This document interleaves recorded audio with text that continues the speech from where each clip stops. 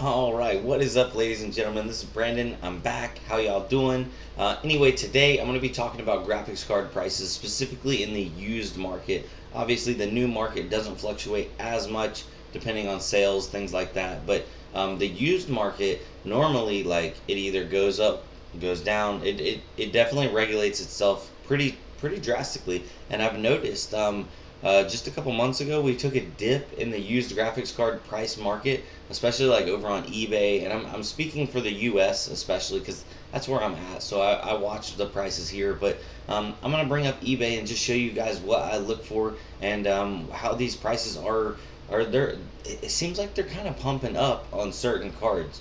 So let me minimize this. Where are we at here? Boom. Okay, that's the one. Yep. So, boom. Okay.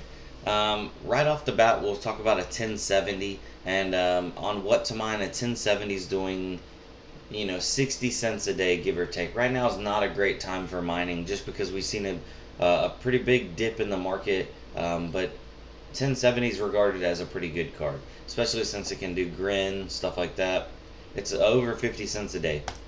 Now, if you go onto eBay, and the way I search for everything is I search buy it now, lowest first, and then I go down and I find basically the first legitimate advertisement that's from a good seller. So these PNY cards, it looks like this is from a seller that's got pretty decent feedback, and they have multiple of these cards in stock. So that's a pretty good indication. But $199 for a 1070. Here's 200 with $10 shipping. So it looks like 1070s are around that low $200 mark. That's not bad. These cards have pretty much stayed where they're at. But now what I do want to show you is 1070 Ti's were in this $250 price range, like low 250s for, I don't know, maybe the last couple months. And I've noticed they've kind of crept up. So if I search buy it now, lowest first, the only 1070 Ti that comes up that's basically under $300 is this Cerberus card, and it's 270. And yeah, I'm not exactly like thrilled about the seller only having 83. Just mainly because it's a stock photo. I hate stock photos on sellers that aren't like obvious retailers or something like that. So I don't even know if I would trust that one. Now, if you get on here, here's a Duke, but it's from Canada, so I don't like buying stuff out of the country just because of shipping times. Here's a 1070 Ti, $279 with $14 shipping. So yeah, you're looking at almost $300. And if you keep going, it's just more of the same story. It looks like 1070 Ti's have elevated themselves to that $300 price point, which is crazy because now a 1070 is at 200, 1070 Ti is at 300. It's a huge gap in between, and I don't know exactly why that's happening. Potentially, people are holding on to their 1070 Ti's and dumping their 1070s. Now, for example, here, let's show you on what to mine what a 1070 Ti makes. Around 70-60 cents, so it's not a huge bump. I would say less than 10% in comparison to the 1070 Ti to 1070.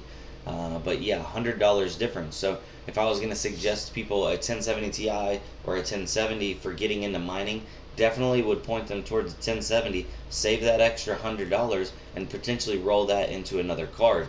But we're just talking about used cards right now, and we're talking about last gen. Obviously, this doesn't affect new gen. One thing I did want to show you guys is 1080 Ti's have kind of come down. 1080 Ti's were being held up in that $650 price range, and it looks like now they've come down to a sub 500. See, here's one for $459 with $17 shipping. Here's one for $489.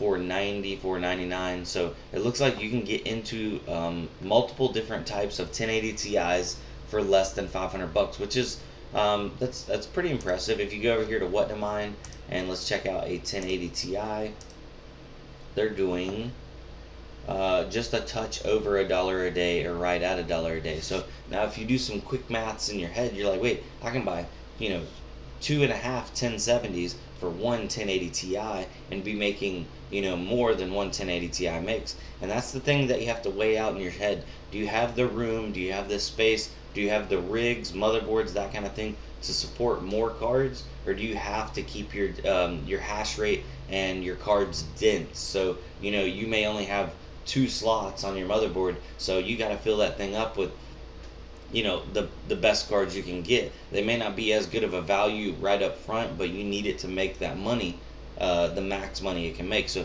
those are things you got to weigh out in your head, obviously. Now, I didn't want to talk about the used prices on some of the new cards because they're basically they're like right under MSRP. There's almost no point in buying used RTX stuff right now because you may save $10, you may save $20, but I don't want you to get burned. Now, obviously, if you can find a good deal, heck, jump on it. But there's a lot more good deals in the 10 series category than the 20 series category. Now, I did want to check on 1060s before we get off. Oh man, I keep coughing. And let's see what a 1060 is doing on what to mine. Looks like they're doing 40 to 30 cents a day, so they're not doing so great. Let's see what the price is doing on them.